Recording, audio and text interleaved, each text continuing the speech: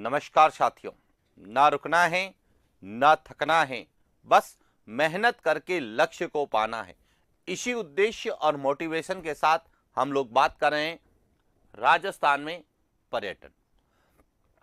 जब हम राजस्थान में पर्यटन के बारे में अध्ययन करते हैं तो वर्तमान में देखा जाए तो राजस्थान पर्यटन के विकास के लिए कई आयाम लेके आया है, कई उपलब्धियां हासिल है और राजस्थान का गौरवशाली इतिहास, राजस्थान की ऐतिहासिक धरोहर और राजस्थान की स्थापत्य कला ने पर्यटन को आकर्षित किया है।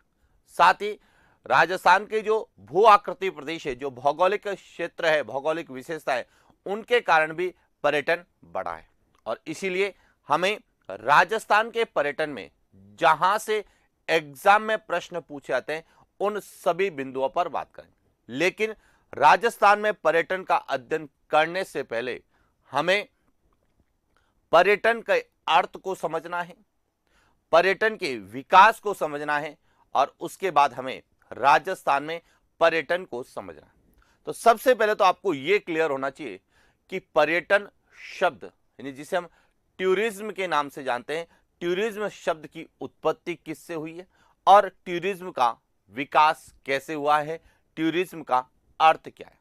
पहले हम इसको समझने की कोशिश करेंगे और उसके बाद हम राजस्थान में पर्यटन को लेके विस्तार से चर्चा करेंगे। तो शुरुआत करते हैं आज के सेशन की।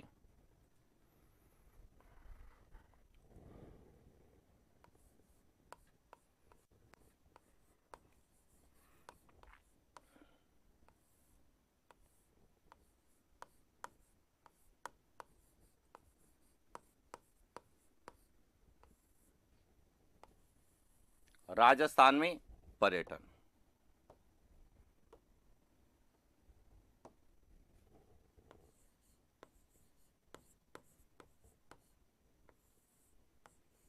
पर्यटन जिसे हम क्या बोलते हैं, टूरिज्म।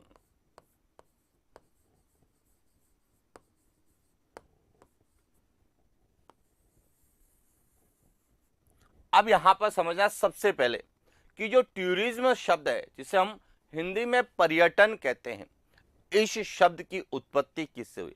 तो पर्यटन शब्द की उत्पत्ति ग्रीक भाषा के टॉर्नस शब्द से हुई है। किससे हुई है?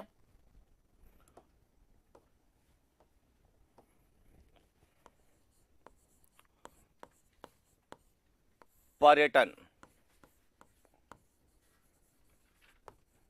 टूरिज्म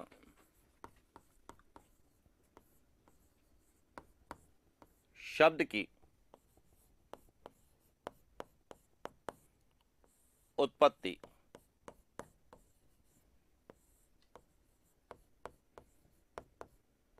ग्रीक भाषा के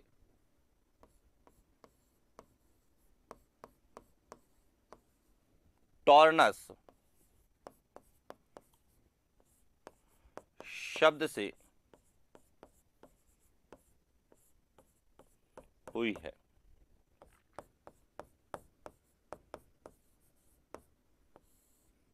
जिसका अर्थ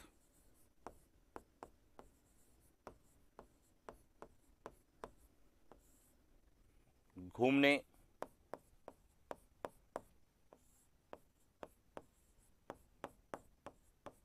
वाली मशीन, यानी कि पर्यटन जो शब्द है वह ग्रीक भाषा के टॉर्नस शब्द से बना है और इसका अर्थ होता है घूमने वाली मशीन।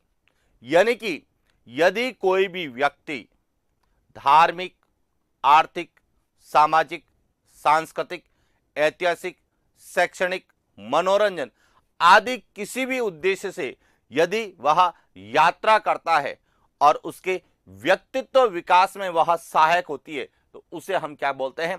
पर्यटन या टूरिज्म कहते हैं। तो पर्यटन किसे कहते हैं कि व्यक्ति द्वारा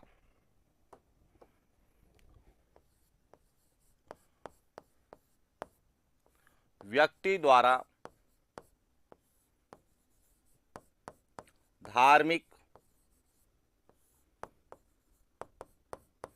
आर्थिक,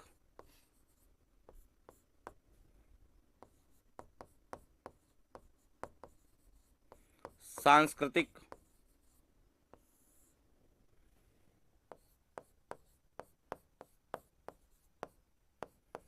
ऐतिहासिक,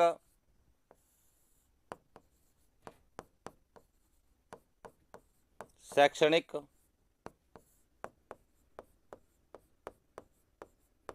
मनोरंजन,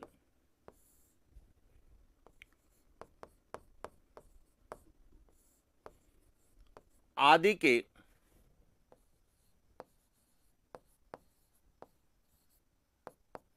उद्देश्य से की गई यात्रा जो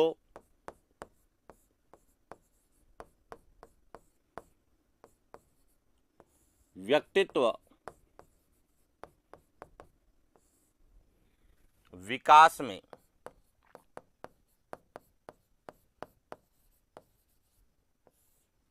सहायक हो, पर्यटन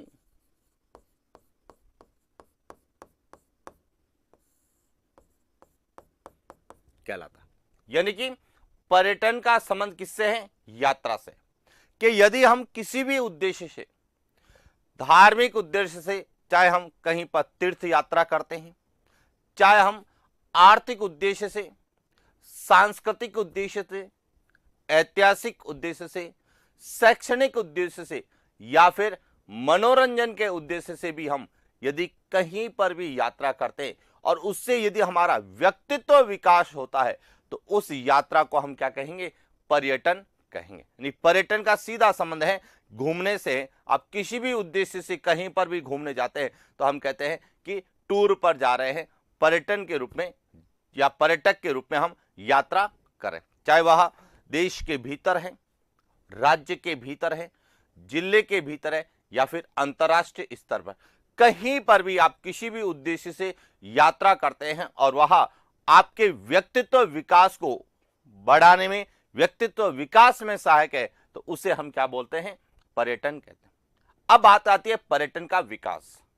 तो देखिए, विश्व के संदर्भ में जब हम बात करते हैं तो प्रथम विश्व युद्ध के बाद में विश्व में पर्यटन को बढ़ावा देने के लिए 1925 में राष्ट्र संघ, जो कि उस समय की सबसे बड़ी वैश्विक संस्था थी, राष्ट्र संघ के द्वारा निजी क्षेत्र में विश्व पर्यटन संगठन की स्थापना की। तो ध्यान रखना, विश्व पर्यटन संगठन की स्थापना कब की गई? 1925 में की गई। लेकिन उस समय वह राष्ट्र संघ का भाग नहीं थी, वह निजी क्षेत्र में केवल विश्व में पर्यटन को बढ़ावा देने के उद्देश्य से उसकी विषय जो है स्थापना की गई थी। तो विश्व में विकास को यदि हम जब समझेंगे तब हमें क्लियर होगा कि हमारे राजस्थान में पर्यटन को क्यों बढ़ावा दिया जा रहा है या राजस्थान में किस प्रकार का पर्यटन है। तो देखिए,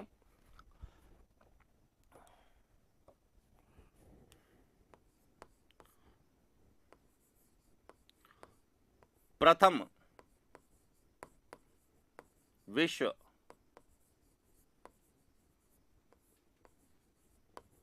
युद्ध के बाद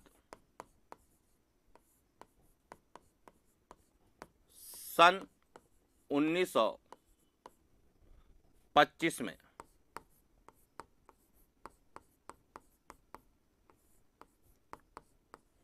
राष्ट्र संघ द्वारा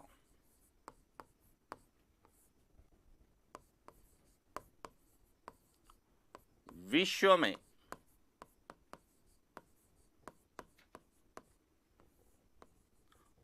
पर्यटन को बढ़ावा देने के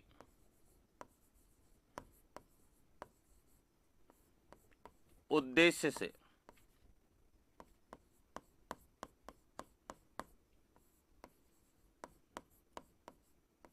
निजी क्षेत्र में विश्व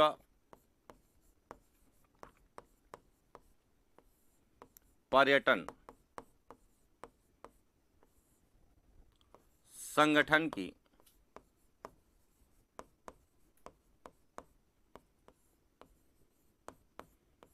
स्थापना की। तो ये ध्यान रखना, विश्व पर्यटन संगठन की स्थापना कब की गई थी? 1925 में की गई थी। क्लियर?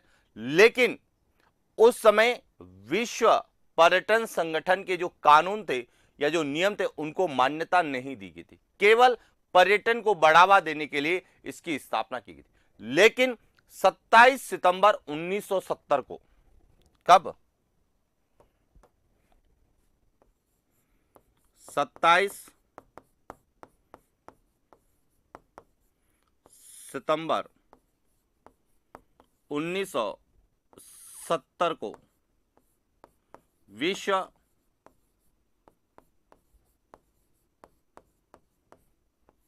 पर्यटन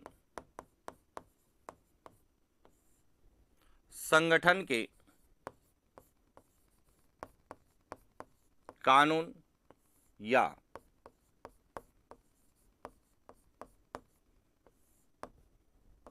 नियमों को मान्यता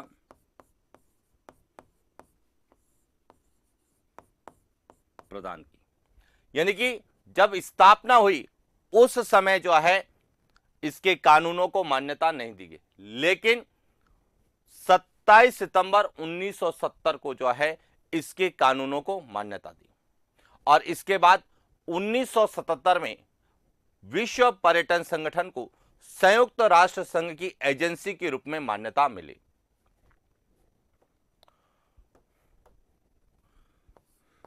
उन्नीस सौ 77 में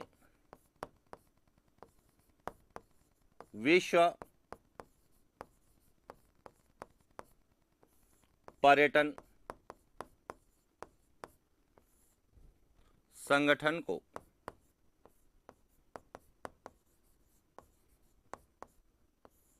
संयुक्त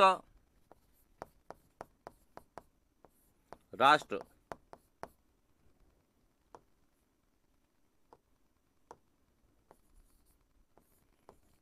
संघ के अंग या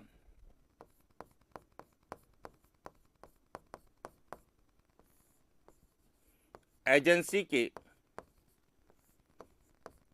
रूप में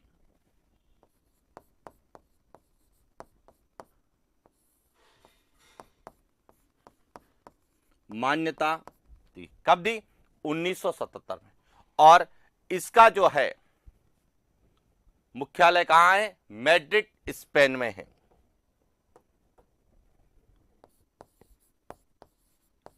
विश्व पर्यटन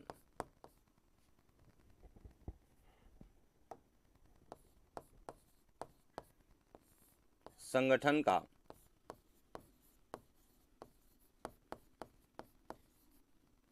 मुख्यालय मैड्रिड,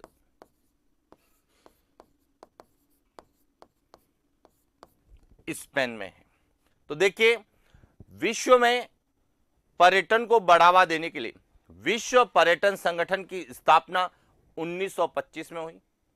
27 सितंबर 1970 को संयुक्त राष्ट्र संघ, जिसे हम यूएनओ के नाम से जानते हैं, यूएनओ के द्वारा विश्व पर्यटन संगठन को मान्यता देनी, उसके कानून और उसके नियमों को मान्यता दी गई। और 1977 में WTO, विश्व पर्यटन संगठन को संयुक्त राष्ट्र संघ यूएनए का अंग या एजेंसी माना गया। और वर्तमान में इसका जो मुख्यालय है वह कहां पर है? स्पेन में, मैड्रिड शहर स्पेन में है। क्लियर? अब यहां से क्या प्रश्न हमसे पूछे जाते हैं वह सबसे इंपॉर्टेंट, कि जब 27 सितंबर 1970 को विश्व पर्यटन संगठन के कानून और नियमों को मान्यता दी गई और जब 1977 में इसे यूएनओ का भाग माना गया, तो उसके बाद विश्व में पर्यटन के क्षेत्र में कार्य को बढ़ावा देने के लिए प्रतिवर्ष 27 सितंबर को अंतर्राष्ट्रीय पर्यटन दिवस या विश्व पर्यटन दिवस मनाने की शुरुआत की गई। कब हुई? 1979 में। और पहला अंतर्राष्ट्रीय पर्यटन दिवस या विश्व पर्यटन दिवस 27 सितंबर 1980 को मनाया गया। अब समझना यहां से,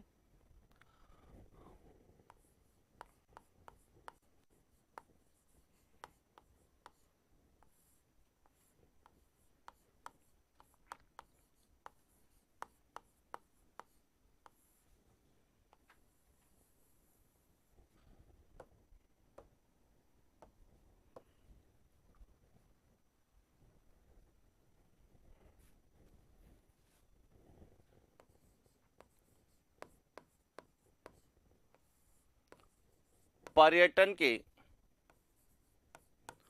क्षेत्र में कार्य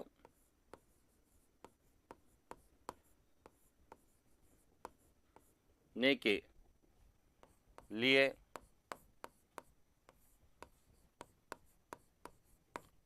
प्रेरित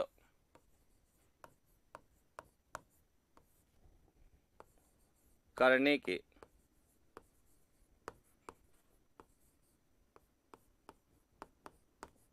उद्देश्य से विश्व पर्यटन संगठन द्वारा 1979 में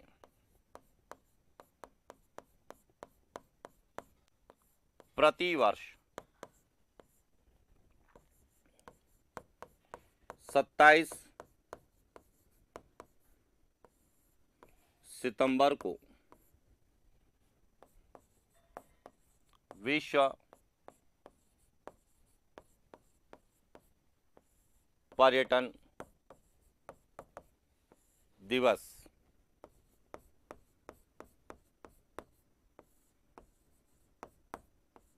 मनाने की घोषणा की। तो ये ध्यान रखना कि प्रतिवर्ष विश्व पर्यटन दिवस या अंतर्राष्ट्रीय पर्यटन दिवस कब मनाया जाता है? 27 सितंबर को। अब इसकी घोषणा कब हुई थी? 1979 में इसकी घोषणा, यानी 1979 में इसकी घोषणा विश्व पर्यटन संगठन के द्वारा की गई। लेकिन पहला अंतर्राष्ट्रीय पर्यटन दिवस या प्रथम विश्व पर्यटन दिवस कब मनाया गया? तो देखिए,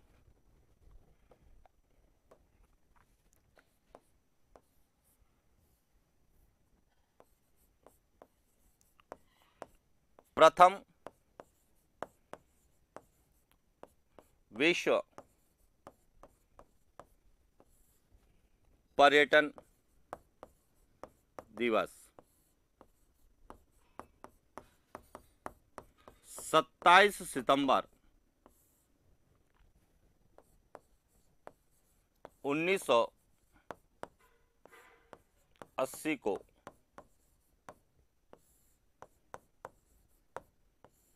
कब मनाया गया? 27 सितंबर 1980 को पहला विश्व पर्यटन दिवस मनाया गया। लेकिन यदि हम वर्तमान में बात करें तो 27 सितंबर 2023 को जो विश्व पर्यटन दिवस मनाएगा उसकी थीम हमें पूछी जाती है, और उसकी थीम थी पर्यटन और हरित निवेश। यह ध्यान रखना,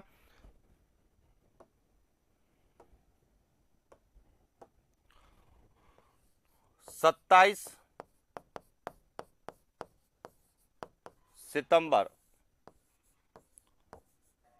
2023 के विश्व पर्यटन दिवस की थीम क्या था? पर्यटन और हरित निवेश।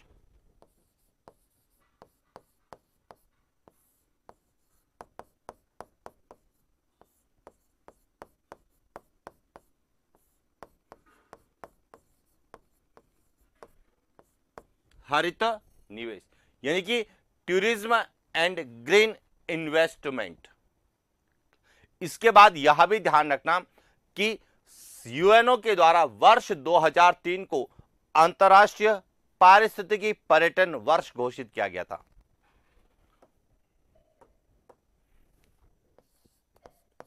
यूएनओ द्वारा वर्ष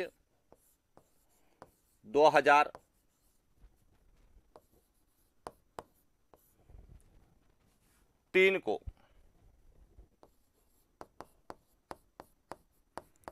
अंतर्राष्ट्रीय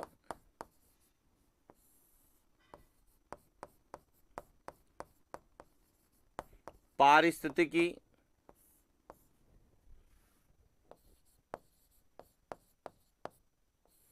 पर्यटन वर्ष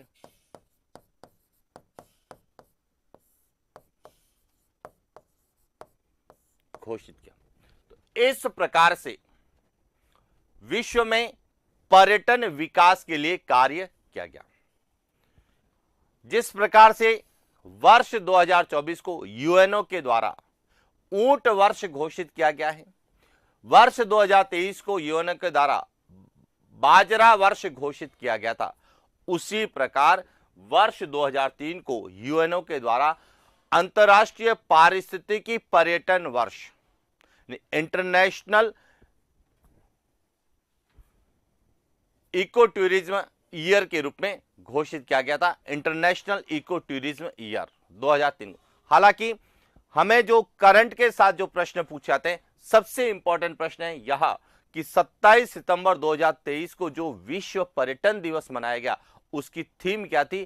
तो टूरिज्म एंड ग्रीन इन्वेस्टमेंट, पर्यटन और हरित निवेश। तो इस तरह से विश्व में पर्यटन का विकास हुआ।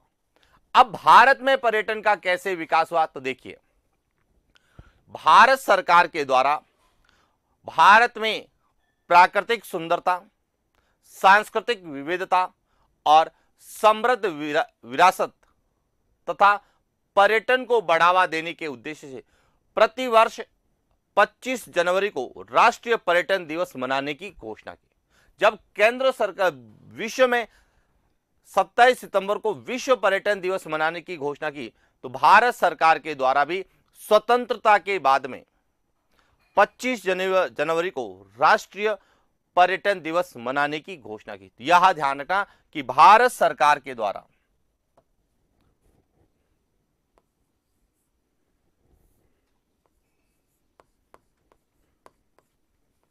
भारत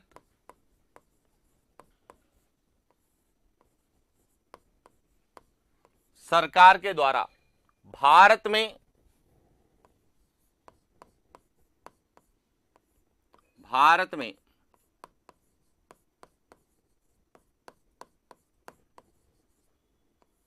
प्राकृतिक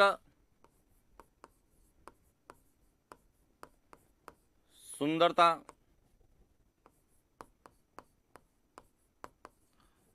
सांस्कृतिक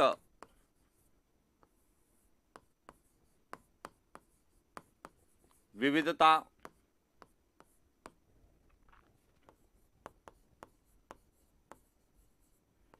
समृद्ध विरासत तथा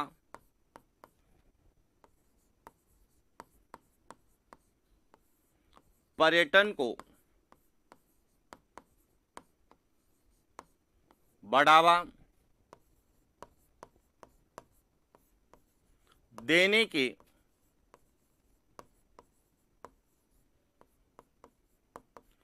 उद्देश्य से प्रतिवर्ष 25 जनवरी को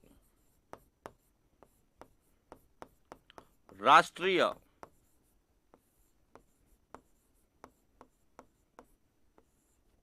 पर्यटन दिवस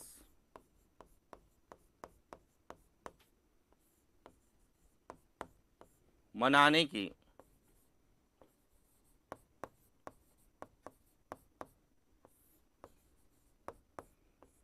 अब क्लियर ध्यान रखना कि 27 सितंबर को हम अंतर्राष्ट्रीय पर्यटन दिवस मनाते हैं, जबकि 25 जनवरी को हम राष्ट्रीय पर्यटन दिवस मनाते हैं। और प्रथम राष्ट्रीय पर्यटन दिवस कब मनाएगा? 25 जनवरी 1948 को मनाया गया।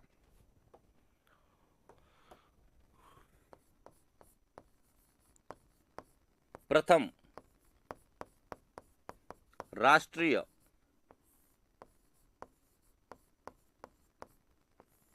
पर्यटन दिवस 25 जनवरी 1948 को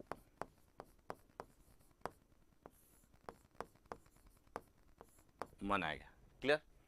अब इसके बाद जो 25 जनवरी 2024 को जो अंतर्राष्ट्रीय पर्यटन दिवस आयोजित किया गया, उसकी थीम थी स्थायी यात्राएं, कालातीत यादें।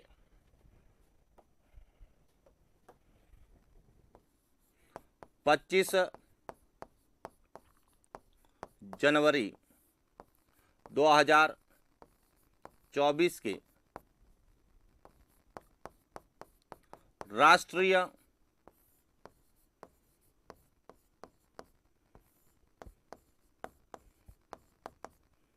पर्यटन दिवस की थीम स्थायी यात्राएं,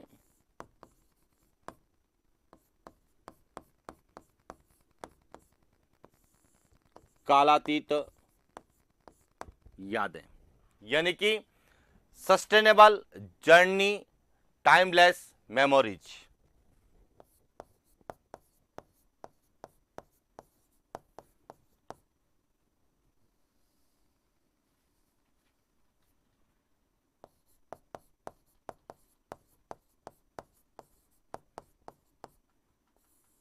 बल जर्नी,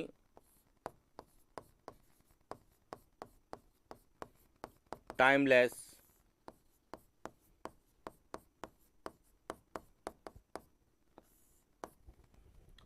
इस प्रकार से हमें भारत में पर्यटन के लिए जो प्रयास किया कि पर्यटन को बढ़ावा देने के लिए जो प्रयास किया, सबसे पहला प्रयास क्या किया गया था?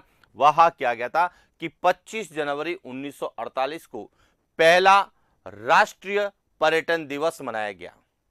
और वर्ष 2024 में जो राष्ट्रीय पर्यटन दिवस मनाया गया, उसकी थीम क्या रखी गई थी?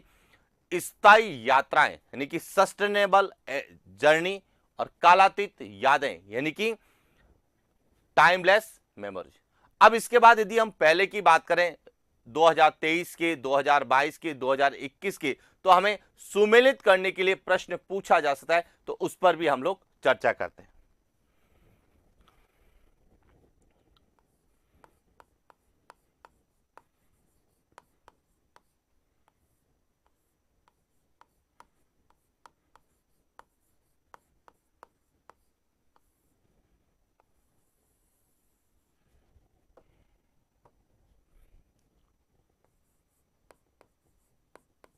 पच्चीस जनवरी 2023, इसकी थीम क्या थी? ग्रामीण एवं सामुदायिक केंद्रित पर्यटन।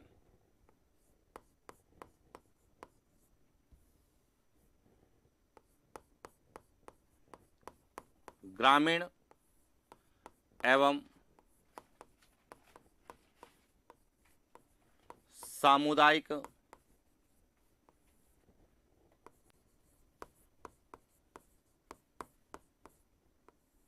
केंद्रित पर्यटन।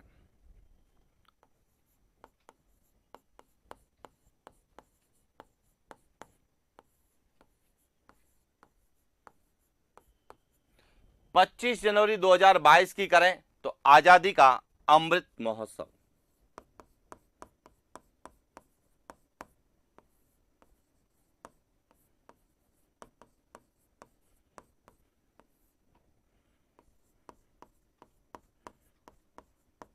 अमृत महोत्सव। और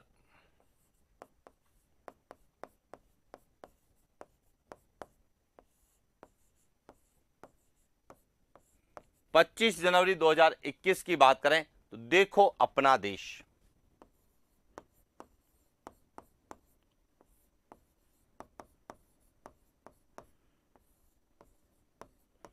और यह इसलिए इंपॉर्टेंट है क्योंकि कई बार हमें सुमेलित करने के अंतर्गत पूछा जाता है कि राष्ट्रीय पर्यटन दिवस और उसकी थीम को सुमेलित कीजिए। तो पॉइंट क्लियर हो चुका होगा कि 2024 की थीम क्या थी?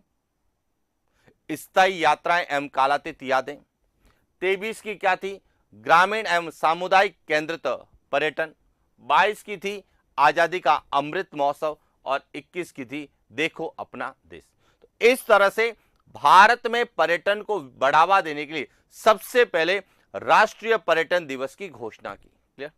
इसके बाद भारत में पर्यटन विकास की जो शीर्ष संस्था है जिसे कहा जाता है भारतीय पर्यटन विकास निगम, और इसकी स्थापना कब की गई?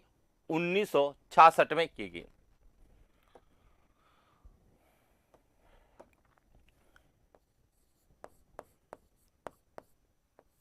भारत में पर्यटन विकास की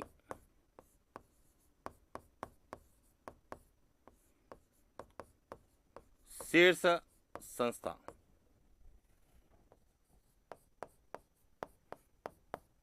भारतीय पर्यटन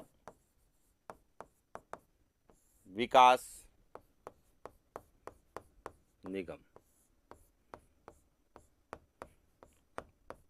ITDC। कौन सा है? ITDC की स्थापना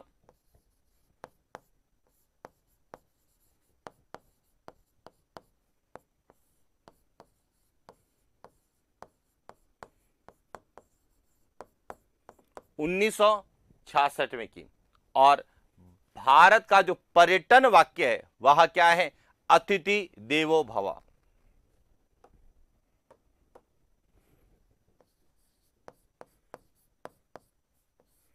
भारत का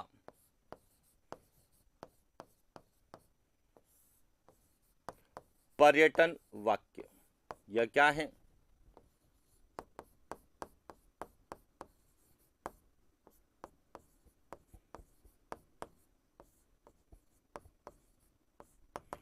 अतिथि देवो भव। तो इस तरह से भारत में पर्यटन का क्या हुआ? विकास हुआ। और पर्यटन विकास के लिए 1966 में भारतीय पर्यटन विकास निगम की स्थापना की और भारत का एक पर्यटन वाक्य दिया गया, अतिथि देवो भव, यानी कि अतिथि देवता के समान है। क्लियर? इसके बाद भारत में पर्यटन को और बढ़ावा देने के लिए भारत सरकार के द्वारा प्रथम पर्यटन नीति की घोषणा की। कब की? 23 अक्टूबर 2002 को।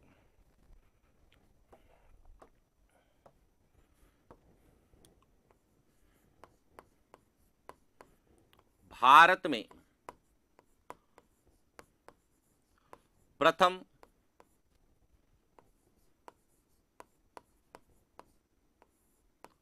पर्यटन नीति की घोषणा 23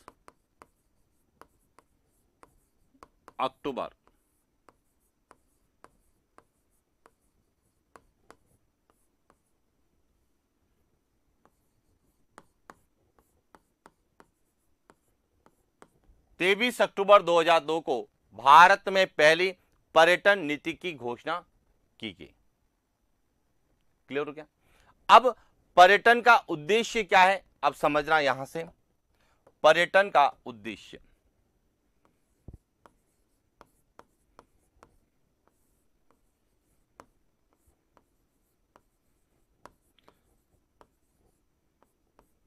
कि अंतर्राष्ट्रीय स्तर पर या भारत सरकार के द्वारा पर्यटन को क्यों बढ़ावा दिया जा रहा है, तो सबसे प्रमुख कारण है वह है विदेशी मुद्रा प्राप्त करना।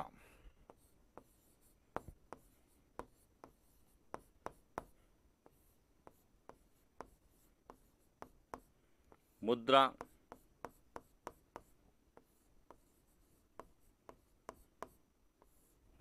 कि विदेशी मुद्रा फॉरेन करेंसी प्राप्त करने के लिए जो है पर्यटन को बढ़ावा देना जरूरी है। विश्व के कई ऐसे देश हैं जहां पर विदेशी मुद्रा का प्राप्त करने का उद्देश्य या पर्यटन का उद्देश्य केवल विदेशी मुद्रा प्राप्त करना है, और विश्व में कई ऐसे देश हैं जहां का मुख्य व्यवसाय, मुख्य उद्योग ही पर्यटन है। चाहे श्रीलंका हो, थाईलैंड हो, मालदीव हो, ये जो छोटे छोटे जो प्राकृतिक सौंदर्य से परिपूर्ण जो देश हैं, वहां पर मुख्य जो व्यवसाय है यह क्या है? पर्यटन है। आय प्राप्त करने का मुख्य साधन क्या है? वह पर्यटन। और इसीलिए विश्व में पर्यटन को सबसे ज्यादा बढ़ाया जा रहा है, क्योंकि यह डायरेक्ट फॉरेन करेंसी प्राप्त करने का एक माध्यम है। हालांकि भारत की बात करें तो भारत में विदेशी मुद्रा प्राप्त करने का जो सबसे बड़ा क्षेत्र है वह है प्रत्यक्ष विदेशी निवेश, FDI। और प्रत्यक्ष विदेशी निवेश के बाद में विदेशी मुद्रा जो प्राप्त करते हैं वह हम किससे करते हैं? पर्यटन से। तो यह ध्यान रखना कि पर्यटन का मुख्य उद्देश्य होता है विदेशी मुद्रा प्राप्त करना।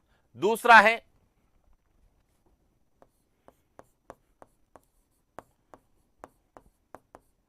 विरासत एवं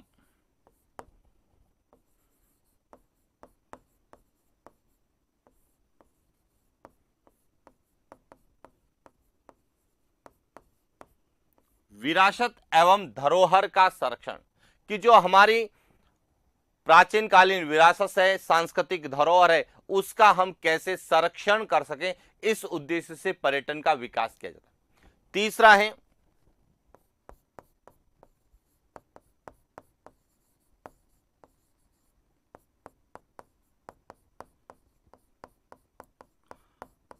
आर्थिक सामाजिक विकास। पर्यटन का जो तीसरा उद्देश्य क्या है? वह है आर्थिक सामाजिक विकास। और चौथा है रोजगार सृजन।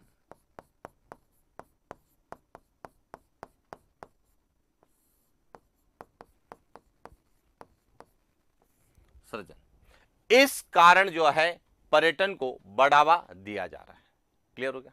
तो इस तरह से भारत के संदर्भ में यदि पूछा जाता है तो एक तो राष्ट्रीय पर्यटन दिवस कब मनाया जाता है, पहला राष्ट्रीय पर्यटन दिवस कब मनाया गया, और वर्ष 2024 के राष्ट्रीय पर्यटन दिवस की थीम क्या थी, यह 3 पॉइंट, और पर्यटन का उद्देश्य क्या है, और भारत में पर्यटन को बढ़ावा देने के लिए प्रथम पर्यटन नीति की घोषणा कब की गई? 23 अक्टूबर 2002 को की गई। क्लियर हो गया?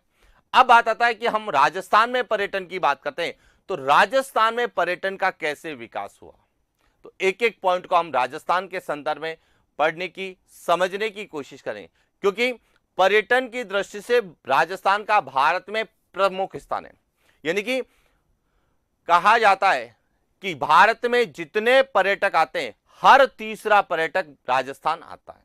इसका मतलब कि राजस्थान भारत में पर्यटन की दृष्टि से एक प्रमुख स्थल है, चाहे वह ऐतिहासिक पर्यटन की दृष्टि से हो, सांस्कृतिक पर्यटन की दृष्टि से हो, प्राकृतिक पर्यटन की दृष्टि से हो, कहीं न कहीं किसी न किसी रूप में पर्यटक हमारे राजस्थान आते हैं।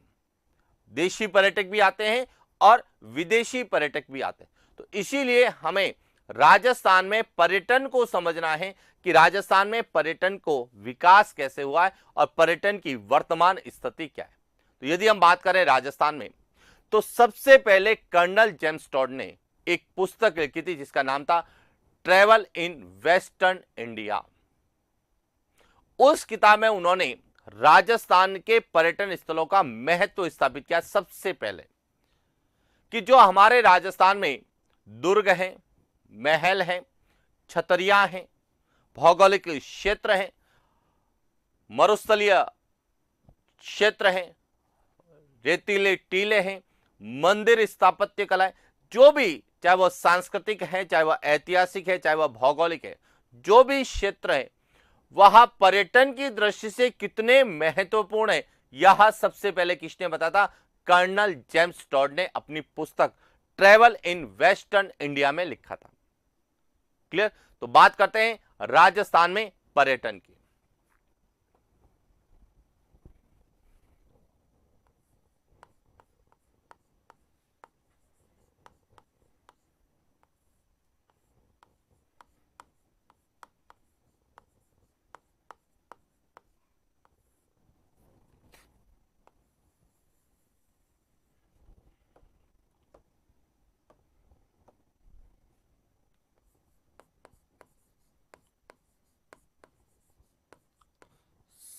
सर्वप्रथम कर्नल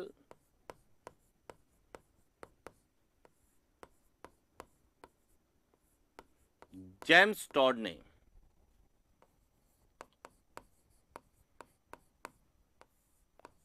अपनी पुस्तक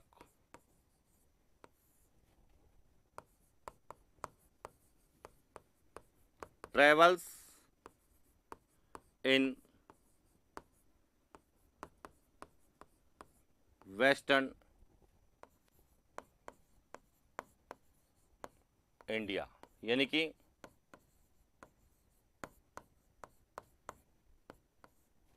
पश्चिमी भारत की यात्राएं में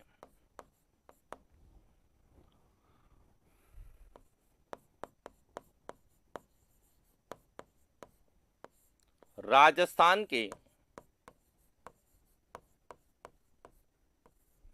पर्यटन स्थलों के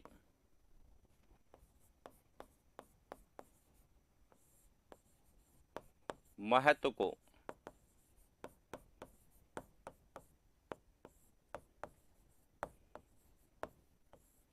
यानी कि राजस्थान में पर्यटन स्थल का क्या इंपॉर्टेंस है या पर्यटन स्थल कितने इंपॉर्टेंट है, यह सबसे पहले किसने बताया? कर्नल जेम्स टॉड ने बताया, जिन्होंने एक पुस्तक लिखी थी पश्चिमी भारत की यात्राएं, यानी कि ट्रेवल्स इन वेस्टर्न इंडिया, जो पुस्तक लिखी थी उसी में ही उन्होंने राजस्थान के जो भी पर्यटन स्थल थे उन पर्यटन स्थलों के महत्व को समझाया। उसके बाद यदि हम बात करें तो दिसंबर 1995 में सिंगापुर के सहयोग से जयपुर में एक सम्मेलन आयोजित किया जिसका नाम था पर्यटन निवेश सम्मेलन, जिसे कहा जाता है इन्वेस्टूर। क्या कहा गया? इन्वेस्टूर। अब समझिए,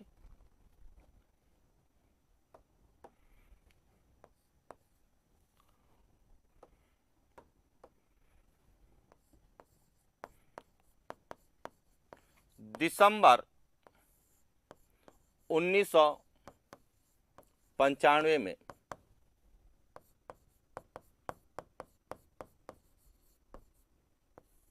सिंगापुर के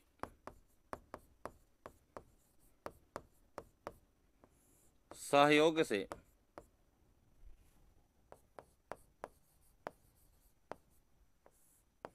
जयपुर में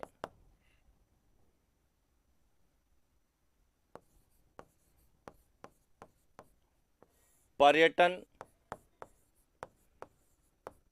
निवेश सम्मेलन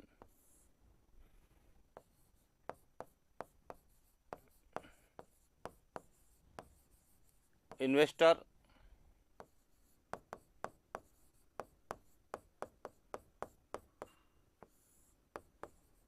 आयोजित किया। कब आयोजित किया गया? 1995। अब इस सम्मेलन में राजस्थान में पर्यटन को 4 क्षेत्रों में विभाजित किया।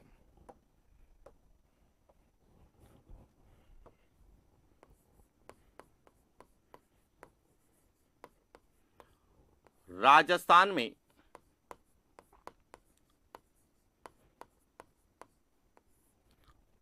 पर्यटन को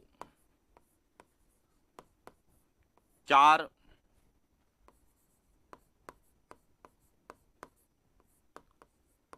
क्षेत्रों में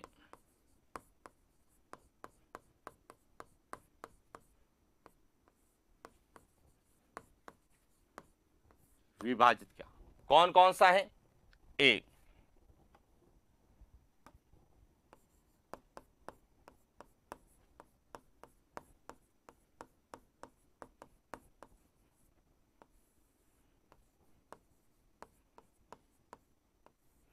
ऐतिहासिक पर्यटन, दूसरा सांस्कृतिक पर्यटन,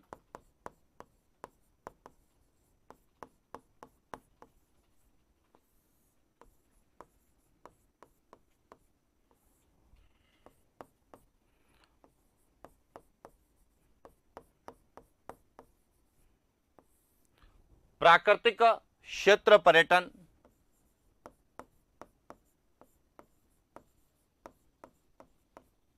और चौथा है वन्य जीव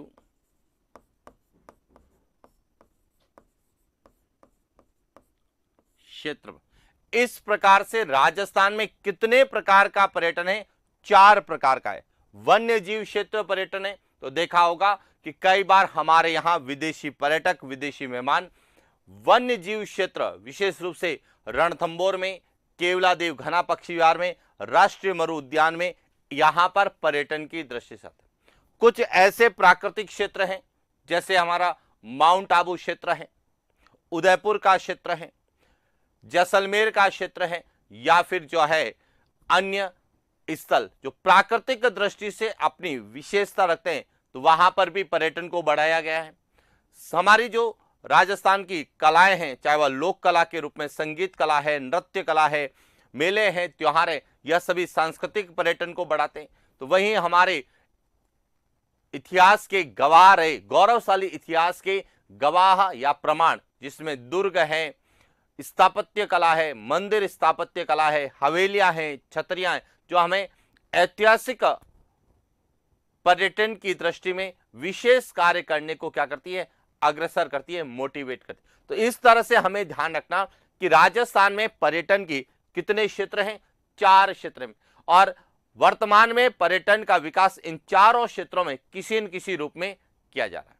क्लियर? तो इस तरह से हमें राजस्थान में पर्यटन को लेके जो शुरुआत में, जो प्रारंभ में प्रश्न पूछे जाते हैं, यही पूछे जाते हैं। सबसे पहला कि राजस्थान में पर्यटन के स्थलों के महत्व की सबसे पहले किसने बताया, या राजस्थान में पर्यटन स्थल महत्वपूर्ण है, यह सबसे पहले किसने या किस पुस्तक में बताया गया? तो कर्नल जेम्स टॉड ने अपनी पुस्तक ट्रेवल्स इन वेस्टर्न इंडिया, पश्चिमी भारत की यात्रा में बताया। दूसरा पूछा था कि राजस्थान में कितने प्रकार का पर्यटन है, या राजस्थान को पर्यटन की दृष्टि से कितने भागों में बांटा गया है? तो 4 भागों में बांटा गया है। ऐतिहासिक पर्यटन, जिसमें किले हैं, दुर्ग हैं, महल हैं, हवेलियां हैं, बावड़ियां हैं, छतरियां हैं, यह आती है। दूसरा है सांस्कृतिक पर्यटन, जिसमें ग्रामीण पर्यटन है, मेले हैं, त्योहार हैं, लोक नृत्य है, हस्तकलाएं हैं, संगीत कलाएं, यह सब आती है। इसके बाद है प्राकृतिक क्षेत्र पर्यटन, जिसमें पारिस्थितिकी पर्यटन है या साहसिक पर्यटन, यह सब आता है। और वन्य जीव पर्यटन, जो कि एक तरह से प्राकृतिक पर्यटन के अंतर्गत, पारिस्थितिकी पर्यटन के अंतर्गत ही इसे समझा जाता है। लेकिन राजस्थान में प्राकृतिक क्षेत्र पर्यटन और वन्य जीव क्षेत्र पर्यटन, यह 2 भाग हैं।